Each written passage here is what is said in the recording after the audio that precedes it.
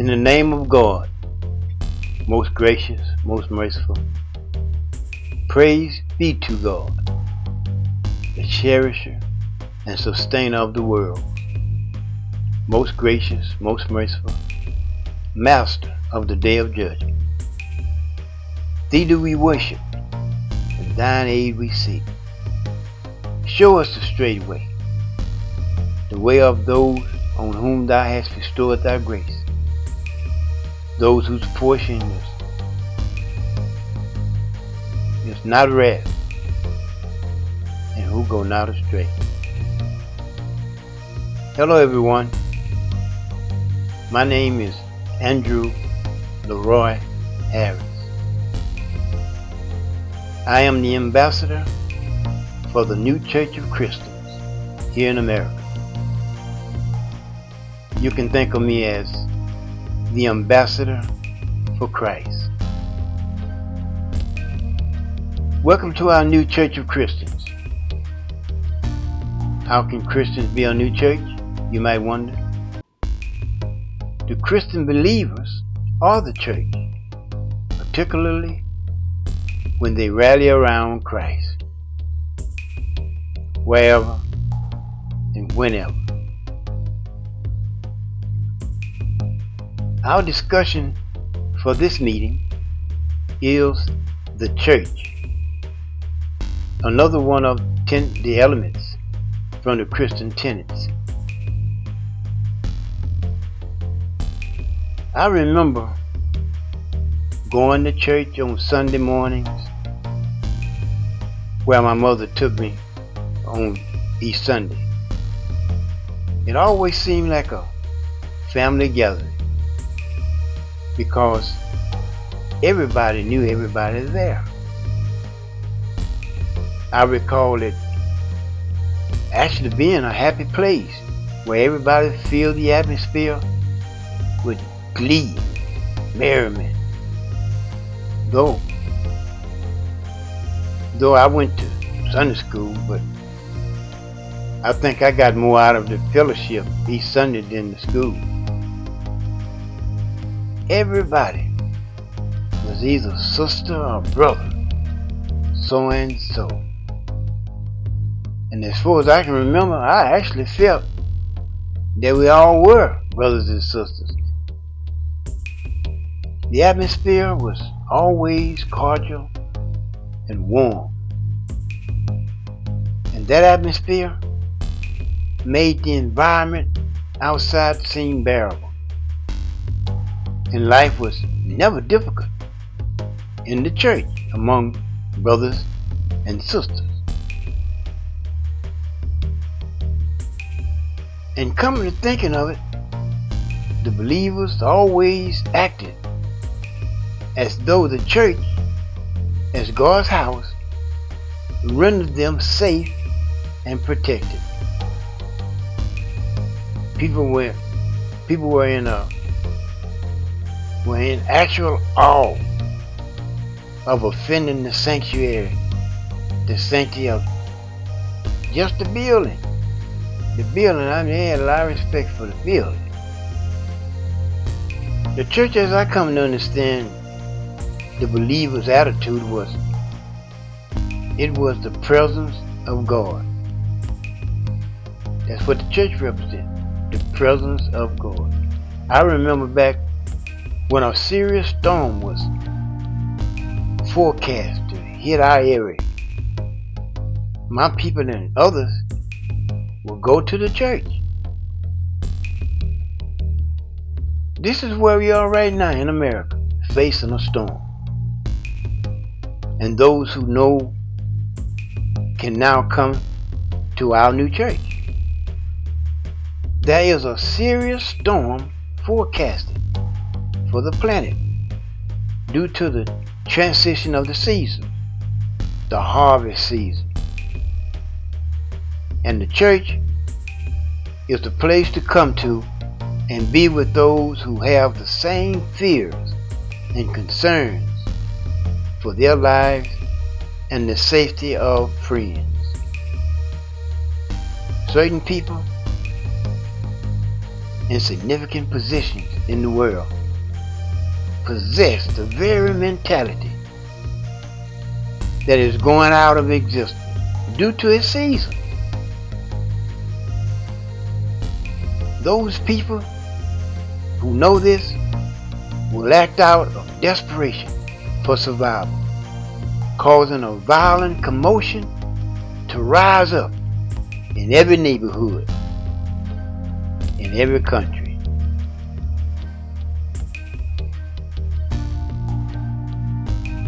When we go to any sanctuary on a certain day, we go to learn the religion. We learn to share in the livelihood of loved ones who are there.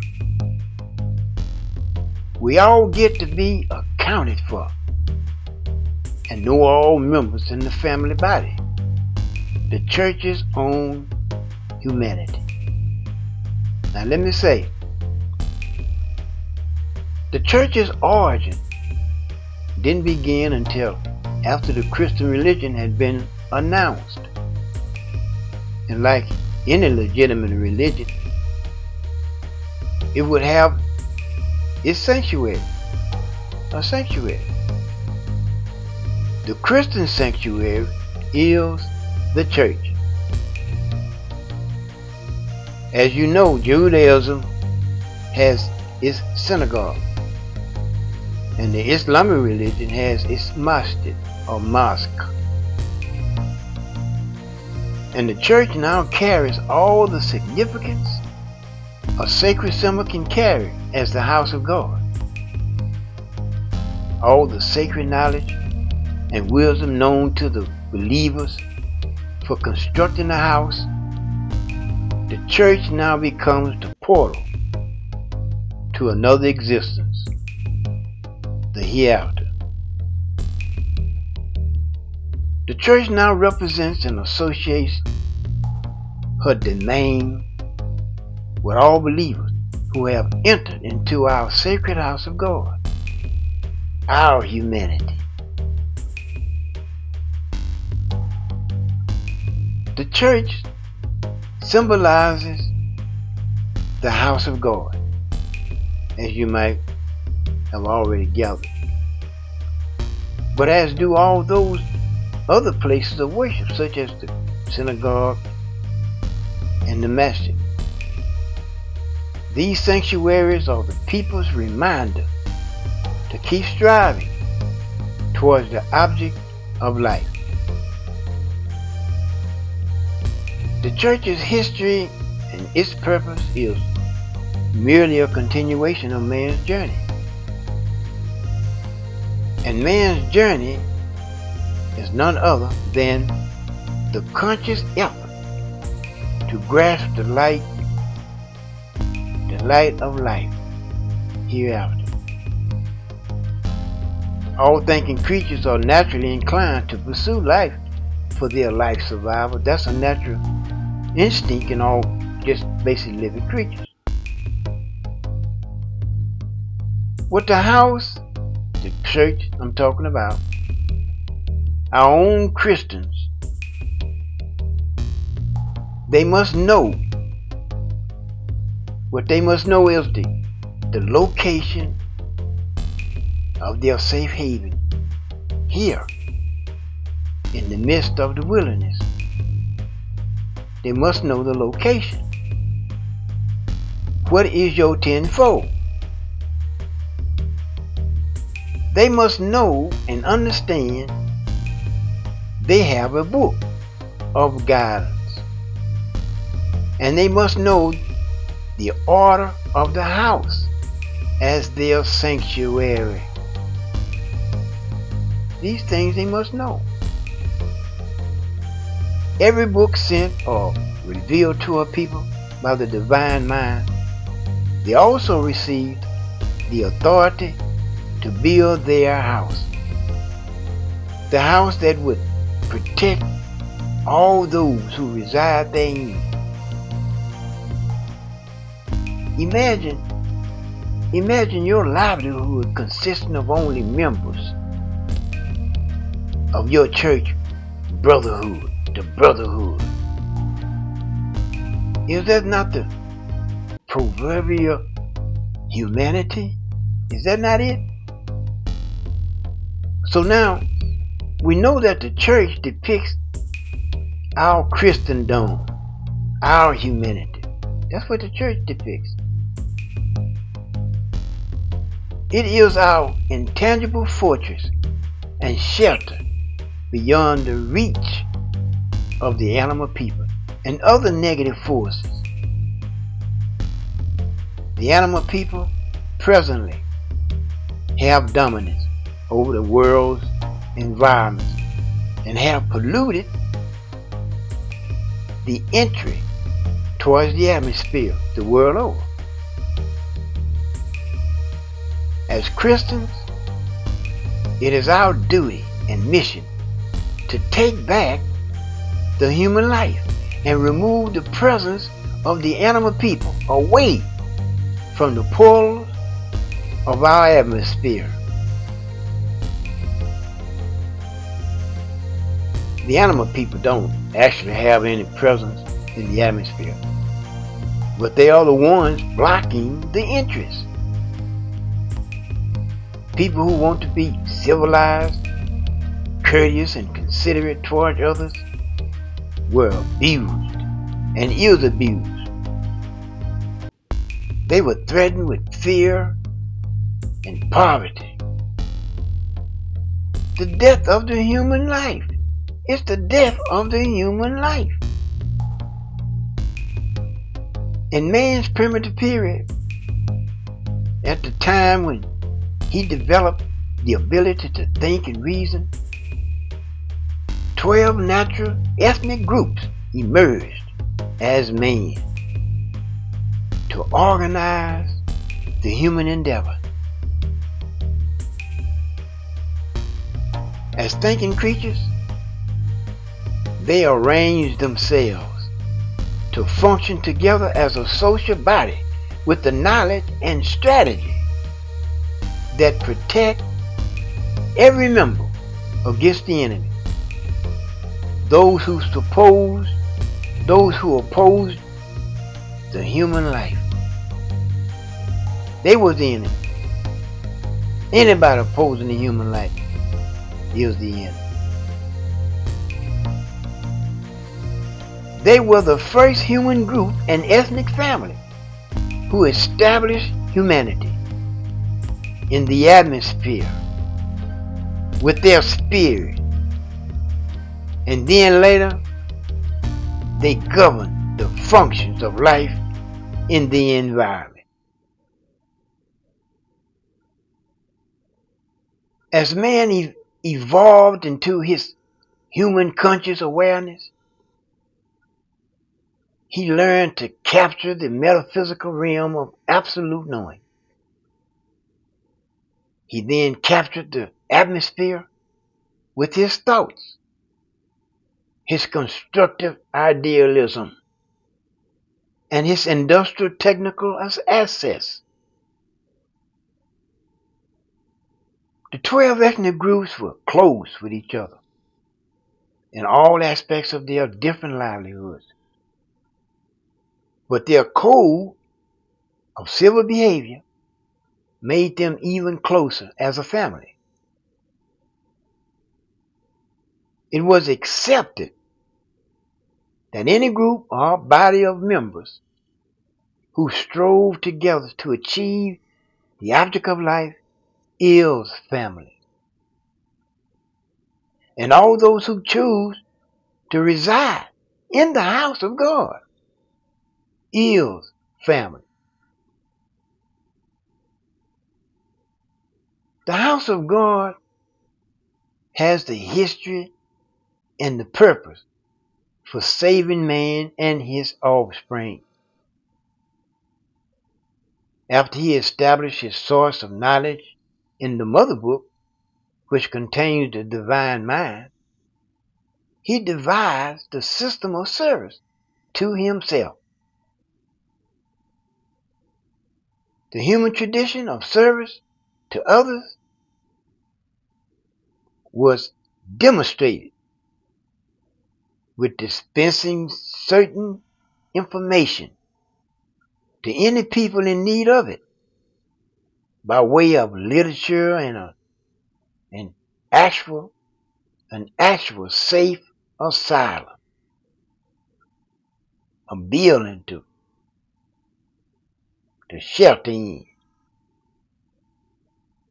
These are the two magnificent gifts from the divine mind and the mother book. The 12 ethnic groups had given their love within the engineering, the tradition of service to man. They implemented their services to every man, the quality of that what they expected as a service for themselves. It is no secret that everybody don't believe in God or deity.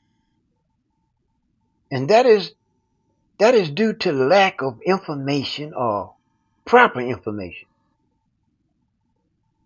The God idea did not come about until after man had compiled all of his experiences and knowledge into a book for use as his own source of knowledge and wisdom. The 12 ethnic groups needed no deity for worship because they had their lives to live. They had always done what was needed for themselves, by themselves. Being that there in that world, in that particular world, there live many other people in the wilderness who depended on help and assistance from others, but the necessary struggle for them to understand life and its purpose. And so the guardians became those in every people's coach, their big brother, the father, and the mother. The mother book consists of the entire nature of man and the entire nature of every man and his experiences that gives reality to the only one living nature, the human nature. Nothing of the essence of man is left out of the mother book. Everything under the sun also exists in the mother book. The compiled experiences of man's nature are used for knowledge, wisdom, and understanding himself, and to even better serve himself. His human mentality is the actual collective presence in the mother book as the divine mind. And that divine mind is the implementer of the services to every man from the source of the mother book.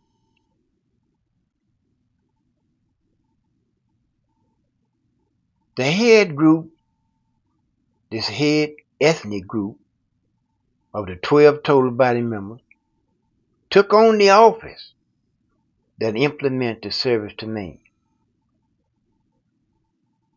They are the ones well established in the knowledge of the mother book and qualified to dispense its contents as a form of providence, help, and guidance.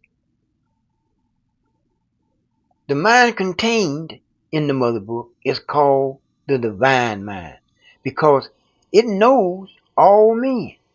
All men. The head ethnic group, the leader group of the 12 ethnic group, would become known as the guardian of the mother book in the office of the divine mind. Having access to the mother book does not mean them holding the office of deity, but as a brother in service. That's who they are. Remember, no man or mind holds all of man's conscious experiences in his one individual head. It takes a collective body to operate the divine mind and to dispense the grace and mercy from the mother book.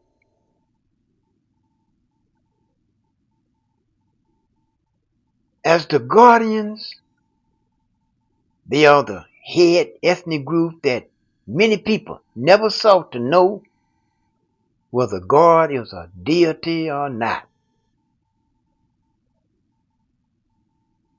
They worship and associated their attention with the idea someone said was God. When we think about God, it always suggested a power presence, hope, and mercy. But mostly, we always become needy for something, urged to beg for something. The guardians have always been guarding the interests of man since the beginning of life and the human idea in the wilderness. God actually is the same as G-U-A-R-D, God. When carefully understood, they both protect, secure, defend, and preserve all that whatever is in the care of the guardian.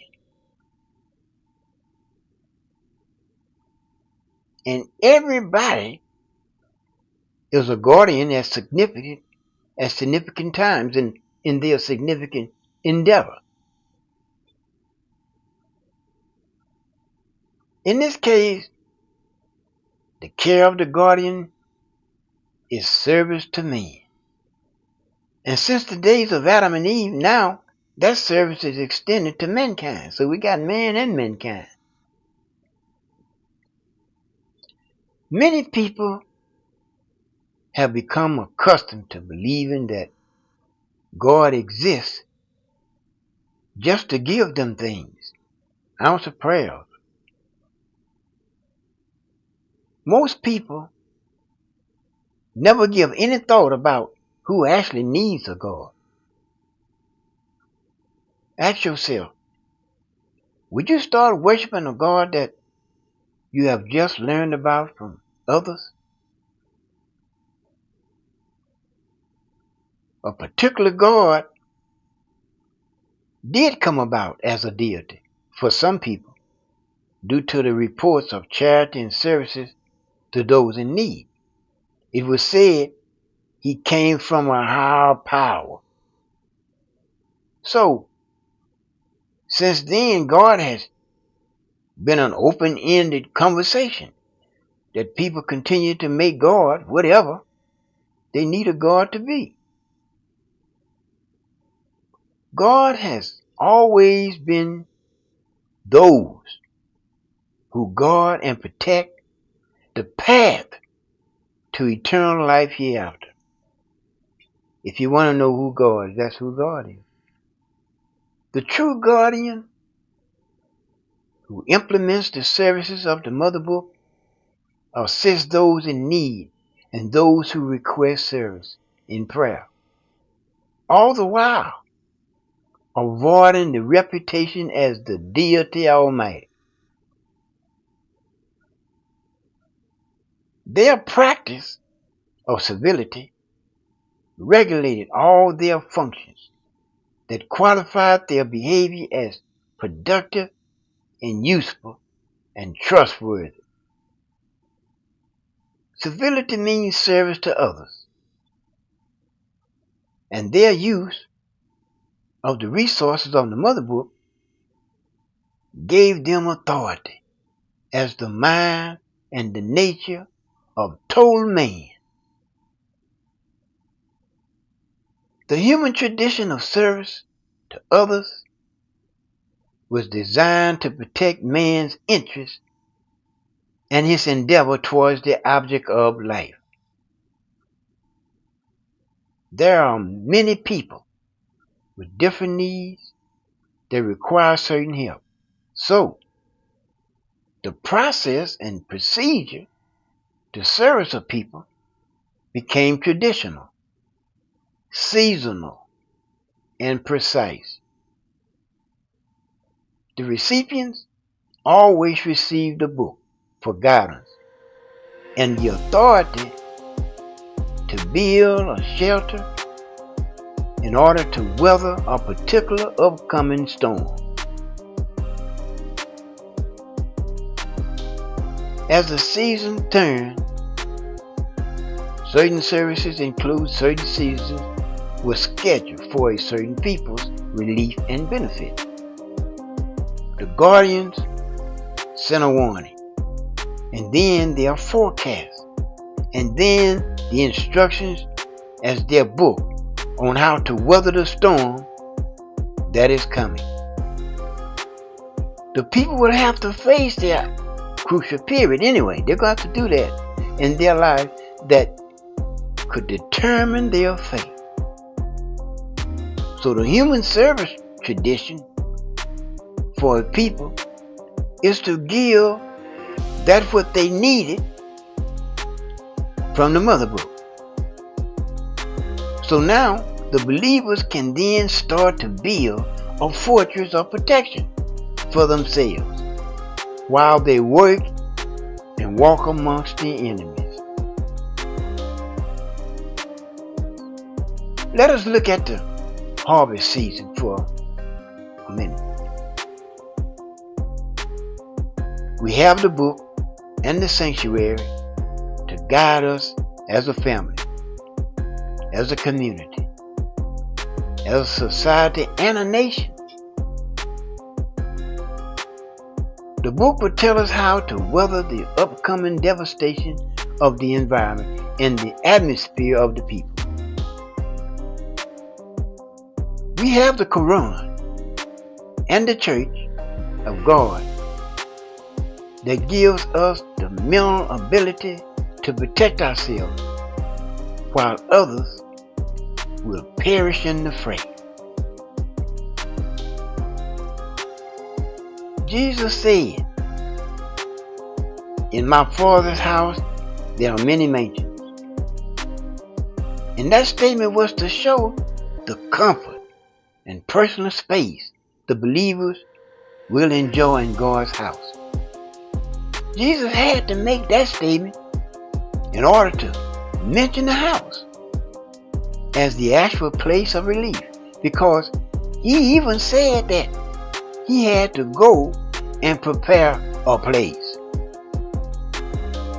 He was actually telling the believers to build their own mansion in the universal house of God, because that was what he had said he was going to do. Since there are lots of space in the Father's house, everybody should build their mansion. So that's what he was going to do. That is what we as Christians are doing right now. Building the house. Our church. Preparing to enter the real house of God. The work of the church today is the propagation of the human being while exposing the animal people. Only the human being will be successful in the harvest. When the animal people degrade the human character, we the Christians must rise up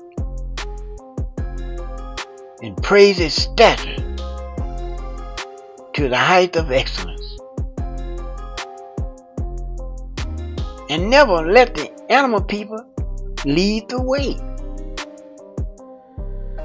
We must take the helm and direct the believers to the harvest.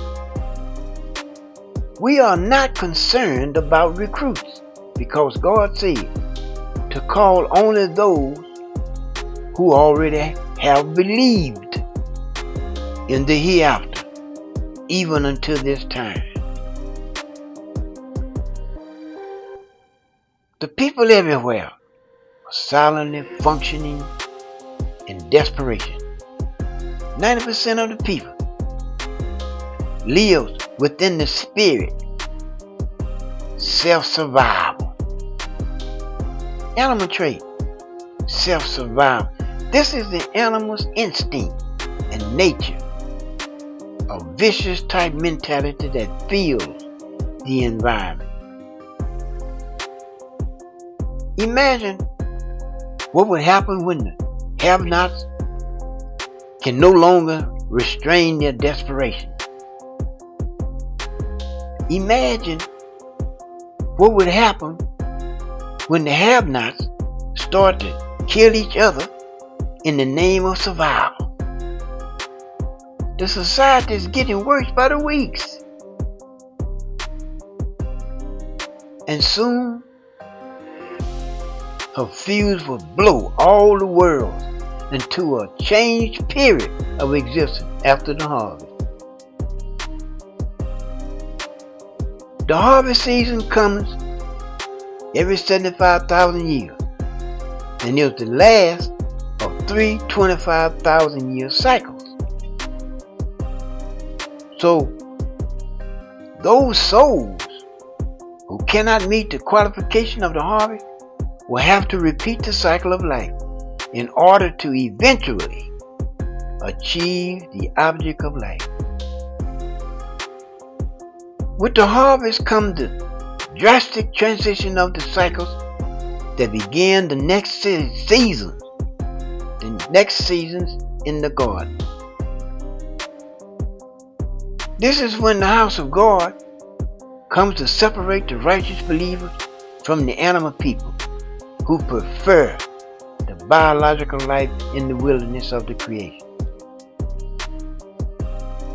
Those in the house of God are spiritual beings as human beings, and they are the ones who are true humanity in the atmosphere.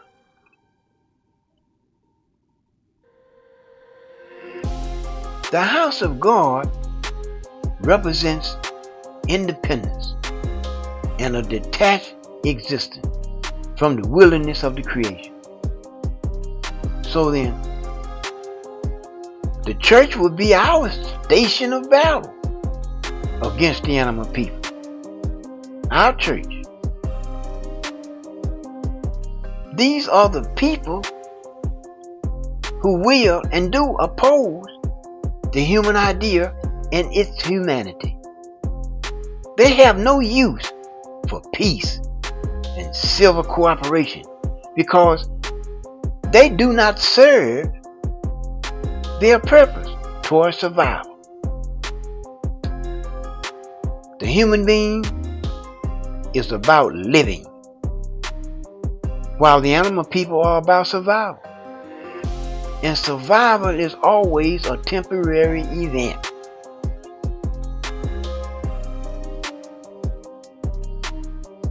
In our new church, the new Christians will learn its geography in order to see the infrastructure of the environment. And also, they will be familiar with the geometry that opens the entry of the corridor into the atmosphere. As a family, the unit is not only a body, but a vehicle that represents the salvation of the human being. A vacuum would be a good example for an analysis in the unity of the family and brotherhood. If one hurts, everybody hurts. and then the body heals itself. It has every technology as the family's facilities.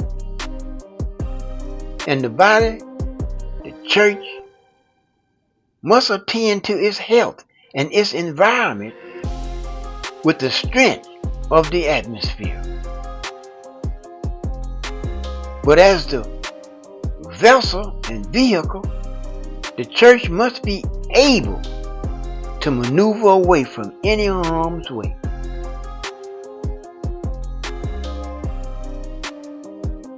The church is family,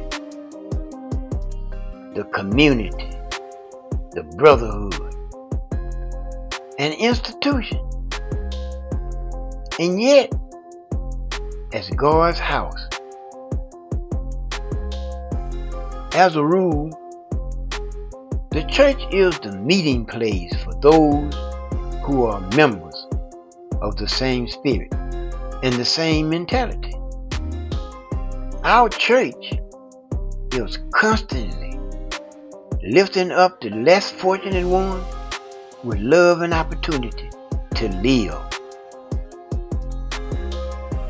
The construction of the house begins from within one's own choice, but preferably to give every member the ability to contribute to its function and divine friendship. Let the church aim to demonstrate the perfect humanity, the perfect hospitality.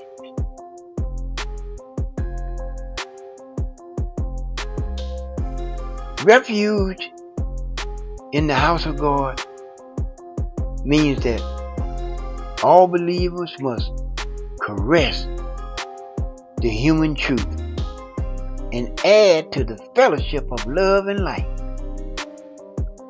Because this is the area where one must demonstrate the human character for personal excellence.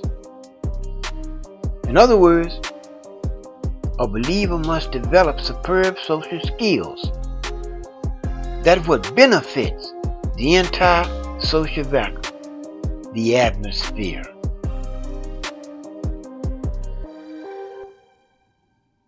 The house reminds me of a vessel that has to be manned if it is to be functional. In other words, in order for it to move towards a destiny, momentum must be initiated by those calling upon its service. Those who occupy the house for its service must cooperate with each other for the success of its voyage. This strategy is called hospitality, demonstrated with civil principles and human consciousness. The house of God functions by the civil idea for the civilized man. In fact, the civil idea helped develop the human idea based on the concept of beneficial behavior. Service to others was instituted by the human beings as their social structure. The principle is the core behavior in building the human livelihood.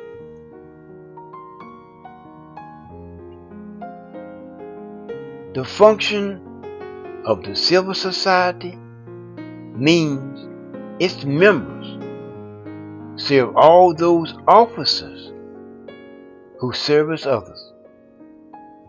In order for the success of a family, the house of God, we allow every member to contribute to its function. Some members offer their services in the form of businesses and manufacturing, and the other members serve in the governing and directing services that regulate the flow of their social activities. Thus, The family life. The family life. As a reminder, no animal people can claim entry into the house of God, nor our church domain. There will be many animal people mimicking the human character as though they are human beings. They are pretending to be humans in order to undermine any acts against us. They use the human disguise to get in positions of power to ambush and sabotage any human plans for the new world. Their pretending is always short-lived because they have to eventually be themselves and reveal themselves as the animals they are. Their negative words and selfish behavior is their dead giveaway. And if they verbally low-rate the human idea in any way, that is the act and presence of the animal.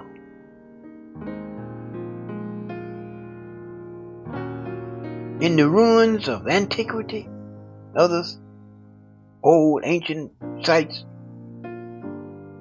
there were found many statues and sculptures about the animal people.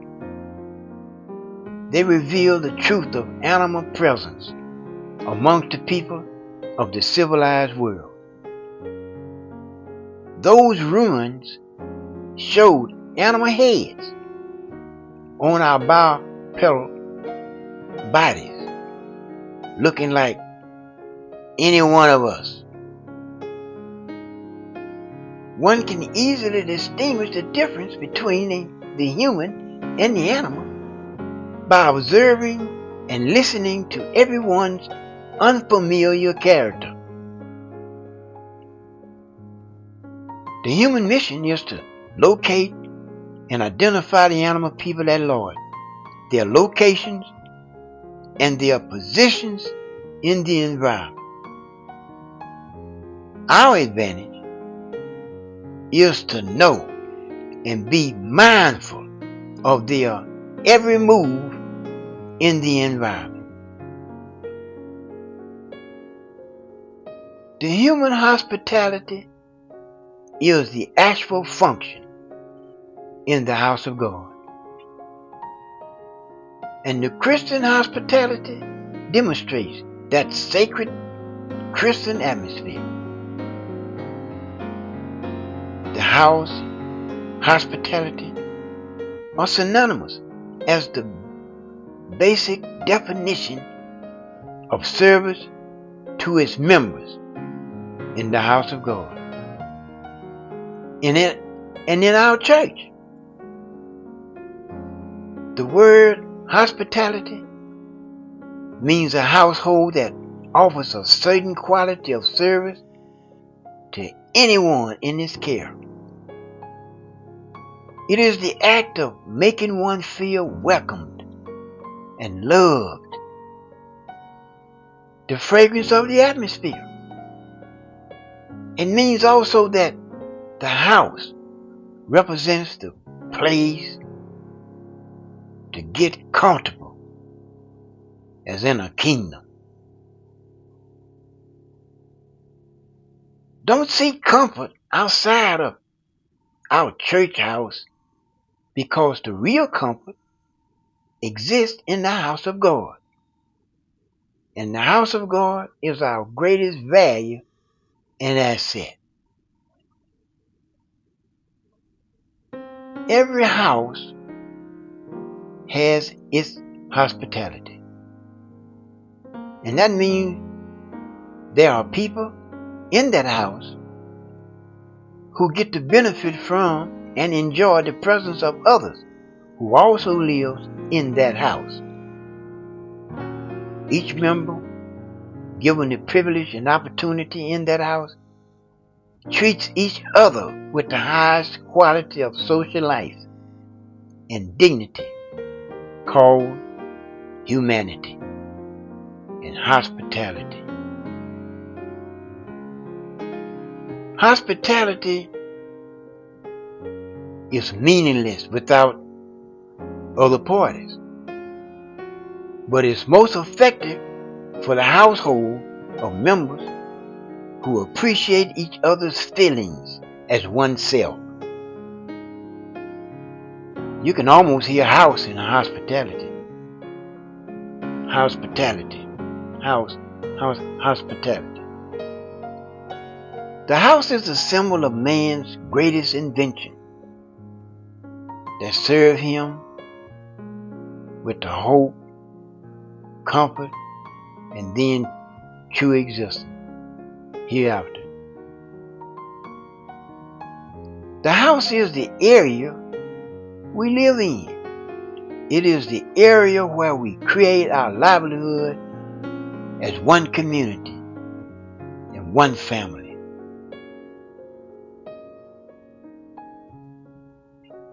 The house is actually the portal to the next level of existence, believe it or not.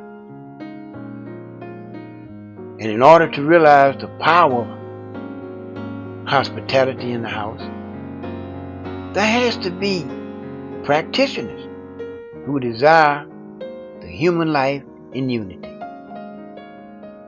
And they deserve the best of whatever the essence of the human spirit brings.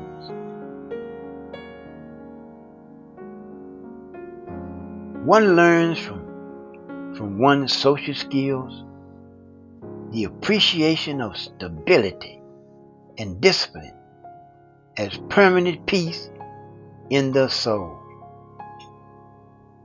In the social environment, one learns not to be molested by mundane commotions and distractions. Yet, one must learn to self-subsist in joy and peace while mingling with the brotherhood.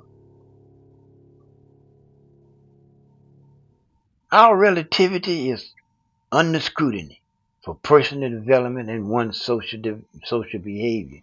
It's under scrutiny. Every member of the house learns more about their intimate self in the association and pastime with others. All the tugging and the pulling and pushing that comes with a crowd of loving people is much more intense with agitating forces that cannot be ignored. This is where one learns self-contentment without shutting any loved ones out, and while maintaining a conscious family discernment captured in peace.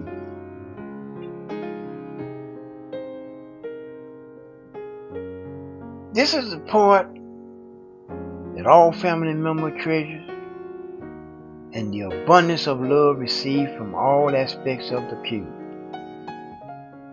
Is not the cube an important statement of reality to the purpose and construction of the house? The only living substance that can fill a house, atmosphere, and environment is the human spirit and its hospitality. There is much more to be said about the purpose and the benefits of the house of God, but we'll talk about it as time goes by.